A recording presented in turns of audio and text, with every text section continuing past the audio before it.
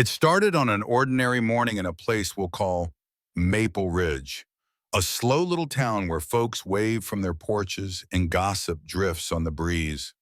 Down a cracked country road walked Miss Lillian Carter, 74, brown skin weathered by years of work, gray hair tucked under a knit cap and that bright red coat she wore like armor.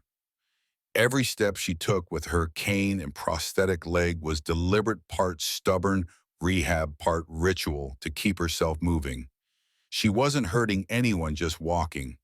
But to two deputies in a slow-rolling patrol car, she was a target.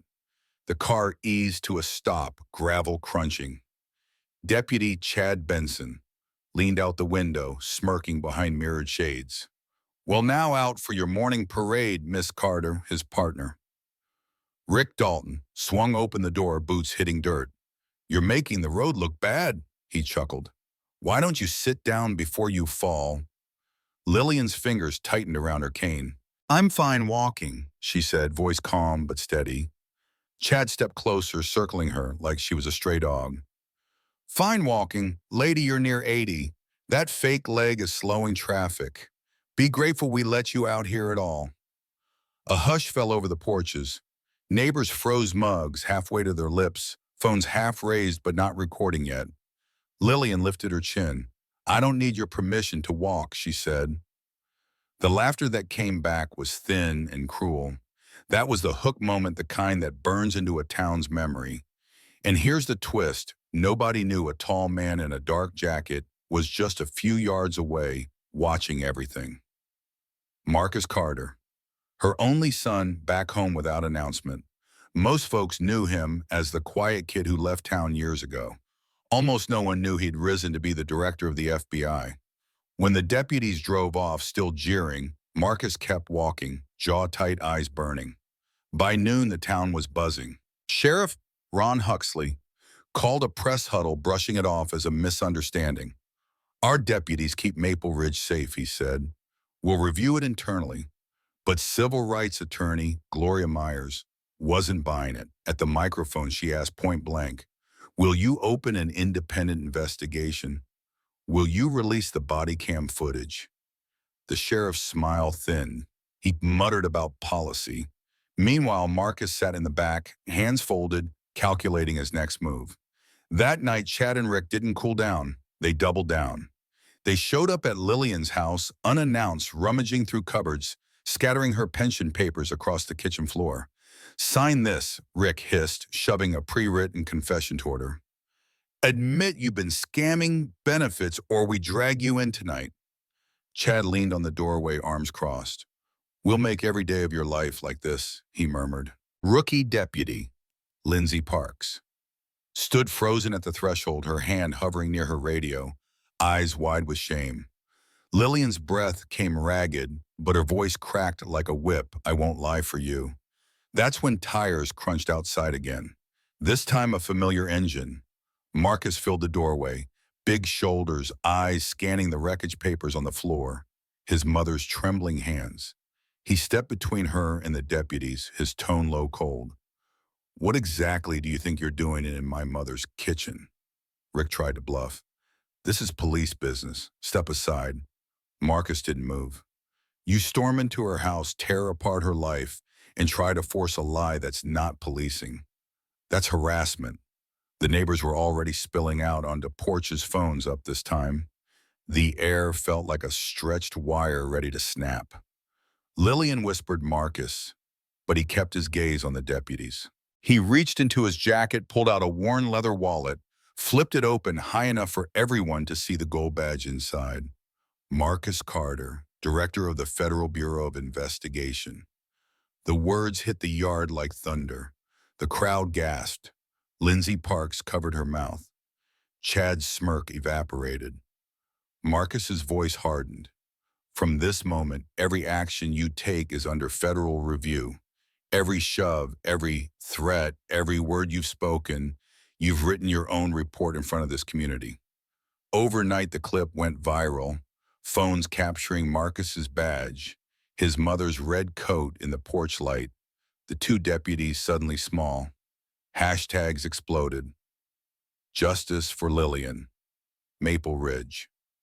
DOJ confirmed oversight. Chad and Rick were suspended without pay. Local reporters dug up emails from Sheriff Huxley calling Lillian a known troublemaker. By the next evening, Lindsay Parks was in front of the town council, trembling but determined. "I saw it," she said into the microphone. "They tried to force her to sign. They mocked her leg. I can't stay silent anymore." Gasps echoed through the chamber. The blue wall cracked. Then came the marches. From Maple Ridge's single blinking stoplight to Times Square's neon canyons, people carried signs with a red-coated silhouette. Gospel choirs sang in courtyards. College kids organized vigils. Cable news ran the clips, side-by-side deputies, laughing one night, national protest the next. The White House press secretary said, "We're monitoring developments." It wasn't just a small-town scandal anymore. It was a mirror the whole country had to look into. The trial came fast. Federal courthouse packed, overflow rooms humming. Prosecutors laid out body cam stills, leaked audio of Chad boasting, taught that old lady a lesson, internal memos about keeping activists quiet. Lillian testified, first voice soft but steady. "I walked that road for years. I wasn't bothering anyone. They told me I was dirty. They pushed me into mud. They tried to make me sign a lie. The defense tried to call it a misunderstanding." She looked the lawyer dead in the eye. Pressure isn't a license to humiliate. Lindsay took the stand, next plain clothes, voice shaking but clear. "They told me this is how we handle them. I believed them one day. I don't believe them anymore." When the verdict came guilty on all counts, 15 and 12 years in federal prison, the gallery erupted not in cheers but in a long exhale, as if the town had been holding its breath for decades. The judge placed the sheriff's office under a consent decree, mandated civilian review and bias training. Reporters typed like their fingers were on fire. Lillian turned to Marcus and whispered, "I forgive them, but accountability is for everyone." He nodded, eyes wet. That might have been the end, but real life isn't tidy. A brick through Lillian's window at midnight, graffiti on the wall, threats on Marcus's phone. Yet the next morning, neighbors showed up with brooms and plywood church ladies with cornbread teenagers sweeping glass into dustpans.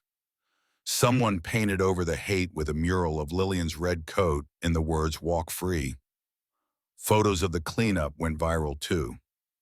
America saw not just cruelty, but community, ordinary people refusing to let ugliness stand. Soon after, Marcus announced the Lillian Carter Scholarship Fund, turning pain into opportunity for kids from marginalized towns who dream of law, leadership, or public service. The first award ceremony was small but electric, students trembling as they thanked the woman who refused to bend. Lillian smiled shyly, the red coat freshly pressed her cane like a staff planted in new ground. And yet, as hopeful as it all sounds, the town stayed split. Some deputies threatened to quit. Cable news debated whether Maple Ridge was on the verge of collapse or rebirth. Marcus posted a single line online: "This is not about one town. It's about the future of justice in America." Within hours, it was retweeted across continents. I'm telling you all this not like a headline, but like someone who was there because everyone in Maple Ridge was. They saw an old woman in a red coat become the center of a storm, and they saw how power bends when enough eyes are watching. It wasn't perfect, it wasn't neat, but it was real, and it left us with questions that still echo down that country road. What would you have done if you were on that porch with your phone? Would you have stepped in, stayed silent, or looked away? Do you believe one person's dignity can spark a movement? Tell me in the comments, what do you think is the line between keeping order and abusing power? Have you ever seen someone stand up when it mattered? Because somewhere out there, another Lillian is walking, another crowd is watching, and what we choose to do next will write the ending none of us can yet see.